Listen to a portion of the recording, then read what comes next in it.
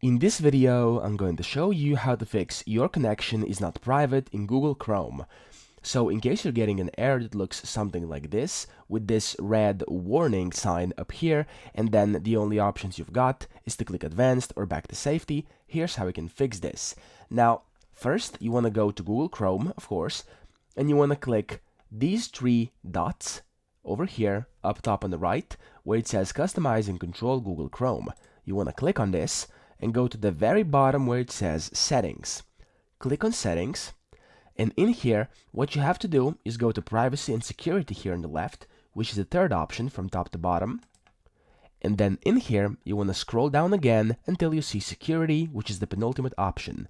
Click Security, and then you want to scroll down to the very bottom yet again until you see this Advanced tab over here. And as you can see, the first thing under the Advanced tab says always use secure connections, use HTTPS whenever possible, and get warned before loading sites that don't support it. What you have to do is simply turn this off.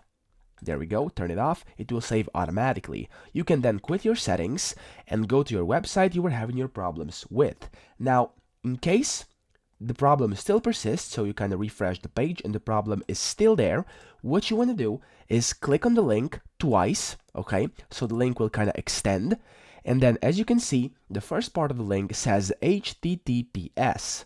If it says HTTPS, simply remove the S and make it HTTP, and then press enter. And hopefully this fixed the issue for you. If it's already HTTP and you don't have the S, and it still doesn't work for you, what you can do is try simply adding the S, because sometimes some connections interfere and this could very well help you out. So if there's no S, simply add it, but if there is S, delete it, press enter, and you will see whether the page works for you or not, and hopefully it will, because it should.